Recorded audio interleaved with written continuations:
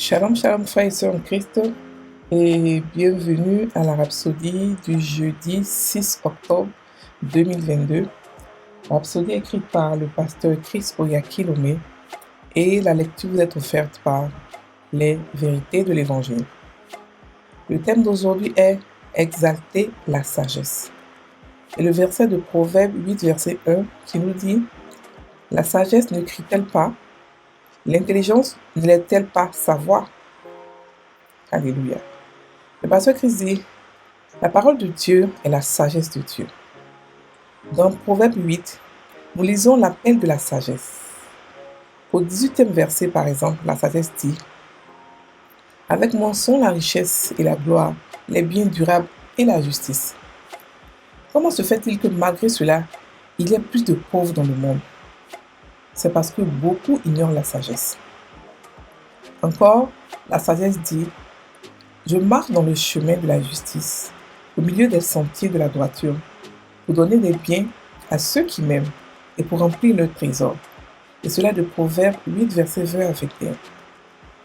Cela suffit pour vous plonger quotidiennement dans l'étude et la méditation de la parole. Lorsque vous êtes athée, vous prêtez attention à la parole, vous prêtez attention à la sagesse.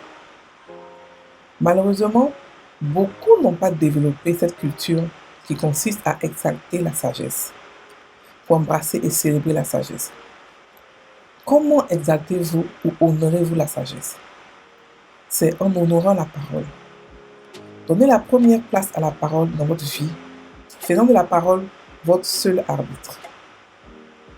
Proverbe 4, verset 7 à 8 nous dit: la sagesse est la chose principale, alors acquiert la sagesse. Exalte-la, et elle t'élèvera. Elle fera ta gloire si tu l'embrasses. La sagesse de Dieu, la parole de Dieu, vous amènera à une place d'honneur. Cela signifie que si vous n'exaltez pas la parole de Dieu dans votre vie et dans la vie des autres, vous n'obtiendrez pas une place d'honneur.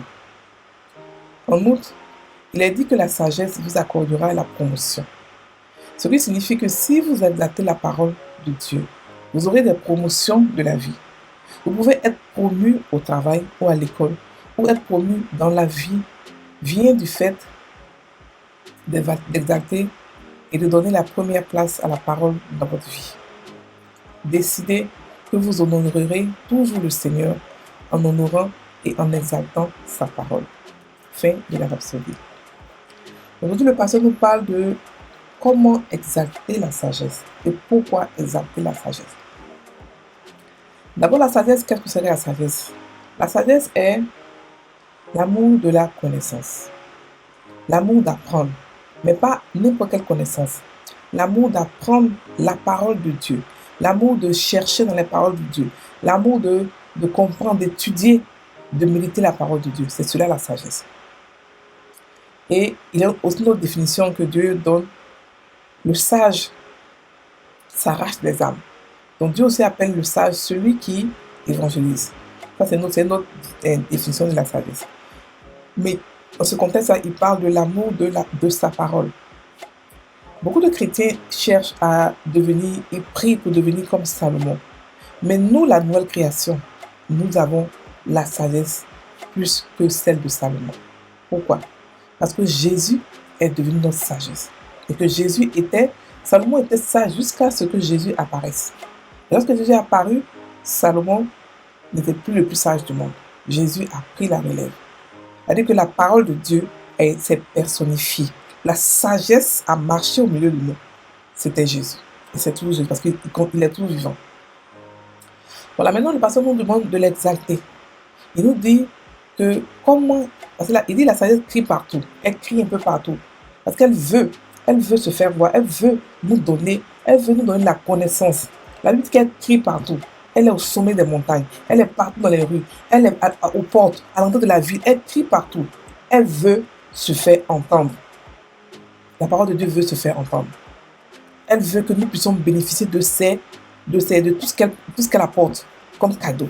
Donc elle est partout. Elle crie. Elle veut qu'on fasse attention à lui. À elle, pardon. Aujourd'hui, on a l'internet un peu partout. On a la parole de Dieu partout. Donc maintenant, elle crie plus fort qu'avant. Parce qu'aujourd'hui, on peut avoir, même un enfant de 10 ans peut avoir la Bible dans son portable, même 5 ans. Pour dire qu'elle ne fait que crier. Elle veut notre attention. La parole de Dieu veut qu'on l'écoute parce qu'elle a des choses à nous donner, des richesses innombrables à nous donner, des secrets. La Bible dit que la connaissance, le mystère de la parole de Dieu a été dévoilé à nous, les enfants de Dieu, à nous, la nouvelle création. Donc la sagesse nous fait tout pour qu'on puisse avoir, on puisse lui prêter attention.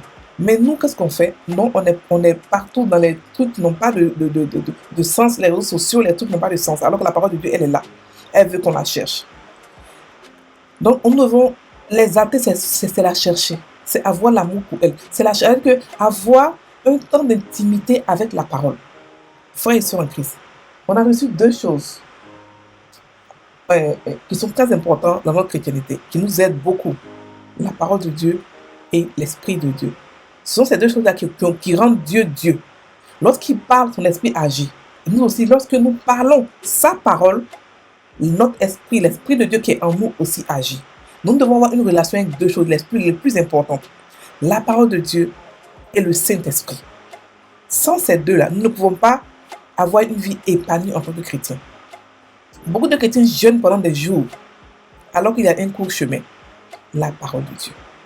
La méditation de la parole. Lorsque vous la méditez, lorsque vous la méditez, vous faites sortir le réma, la révélation de Dieu qui sort de la parole. Et vous comprenez ce que le Seigneur voulait dire en écrivant la parole.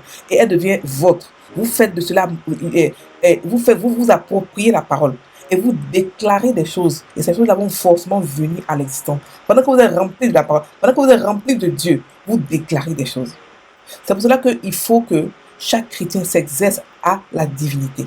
C'est la vie divine, la vie chrétienne, elle s'exerce. C'est pas un truc elle s'exerce. Au fur et à mesure, notre foi augmente. Au fur et à mesure qu'on exerce la vie chrétienne, notre foi augmente, notre confiance en Dieu augmente, notre amour pour lui augmente. Nous devons nous exercer. Nous devons aimer la parole. Nous ne pouvons pas la mettre de côté et croire que non, elle va agir seule. Nous ne pouvons pas la négliger, l'ignorer et croire qu'on va réussir. Ici, la parole, la sagesse nous dit quoi? Dans Proverbe 8, verset 15. À moi, les rois règnent et les dirigeants ordonnent ce qui est juste. Ça veut dire que on est des rois. Sans la sagesse, nous ne pouvons pas régner. C'est-à-dire que sans la parole de Dieu, nous ne pouvons pas régner. Quand Dieu dit, par exemple, que vous êtes plus que vainqueur, on dit, ok Seigneur, je suis plus que vainqueur. Et on prend la parole, on prend la sagesse et on l'écrit dans notre cœur. Et lorsqu'on parle maintenant, notre parole a de l'effet plus puissant, plus rapide. Parce que on a exacté la parole de Dieu, on a exacté la sagesse. Alléluia. Il dit aussi que par moi, les chefs, les gouvernements, les chefs et les grands, tous les juges de la terre, tous les juges de la terre règnent par moi. Il dit, avec moi sont la richesse et la gloire, les valeurs élevées et la justice. Alléluia. Ça veut dire que si on ne les aide pas, les chrétiens se plaignent ils n'ont pas d'argent. Mais si on ne laisse pas la parole, là, on n'aura pas de succès, on n'aura pas de richesse. Alléluia. On n'aura pas de succès, on n'aura pas de richesse. On doit exacter la parole. On doit avoir l'amour de la parole. Et même, Dieu a dit à Josué que ce livre de la loi ne se loin jamais de ta bouche. Médite le jour et nuit. Ça veut dire que la sagesse ne se loin pas de ta bouche. Médite la sagesse nuit et jour. Afin de pouvoir toi-même provoquer ton succès. Alléluia. On ne prie pas pour le succès. On pratique la parole. On exalte la sagesse. On passe un temps d'intimité avec la sagesse pour pouvoir réussir. Donc chaque chrétien, au lieu de passer votre temps à prier et des jours, celui qui prie avec la sagesse, avec la compréhension de ce qu'il dit, de comment est-ce qu'il prie, ce sera un court chemin que celui qui jeûne pendant 40 jours pour avoir un seul miracle de Dieu. Dieu ne veut pas que nous jeûnons pendant 40 jours pour avoir un seul miracle. Non, c'est pas ce qu'il a prévu pour nous. On est des rois, on déclare des paroles, on appelle les choses à l'existence. Donc nous devons savoir comment nous opérons en tant que roi et en tant que reine. Et nous opérons dans la sagesse et dans son esprit. Alléluia. Donc il y a des courts chemins en Christ. Et le chrétien doit être celui qui est épanoui dans tous les domaines de votre vie. Si aujourd'hui vous n'êtes pas épanoui, demandez-vous ça que quelque part, il y a une connaissance qui manque. Il y a une ignorance quelque part. Cherchez, fouiller dans les Écritures, rester dans les Écritures pour chercher la sagesse, pour chercher, pour fouiller, pour exacter la sagesse. Elle va vous donner ce que elle a en elle. Elle va tout vous donner. Elle se livre. Pourquoi? Parce qu'elle nous cherche. Elle veut vraiment nous aider. Donc, elle se livre facilement. Il suffit de la chercher. Elle se donne rapidement, facilement. Alléluia. Donc, frères et sœurs, nous devons accorder du temps à la sagesse. Nous ne pouvons pas prier pendant des jours et ne pas étudier la Bible et ne pas la méditer. Ça n'a pas de sens.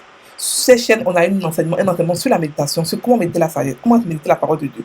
Allez-y écouter, cherchez-la et commencez à méditer la parole de Dieu afin de les écrire dans votre cœur. C'est pas lorsqu'elle est dans votre tête qu'elle agit, non, c'est dans le cœur qu'elle agit.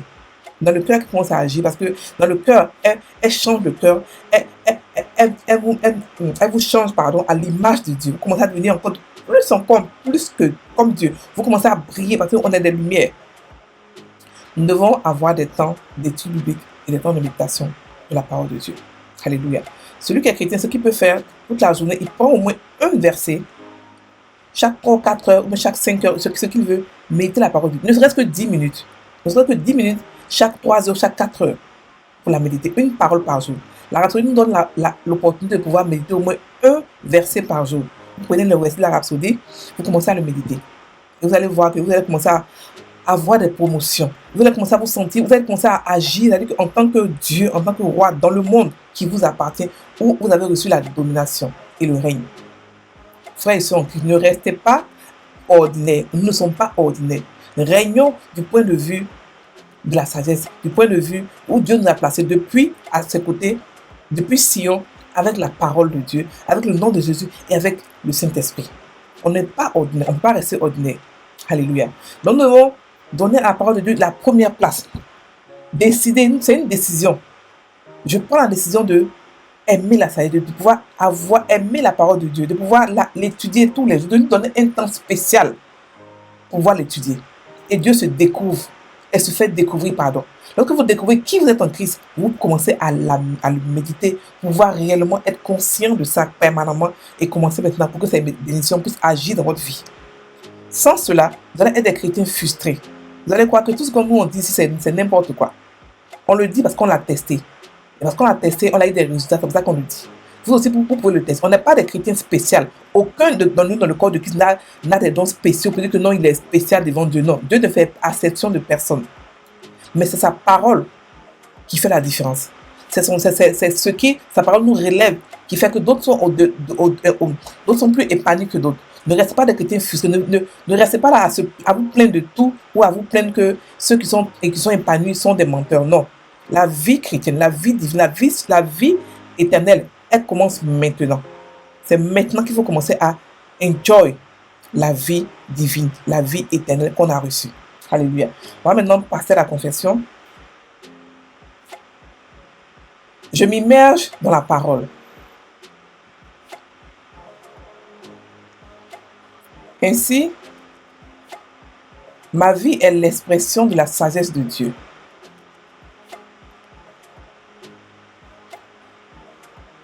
Au fur et à mesure que je consacre du temps à l'étude et à la méditation de la parole de Dieu,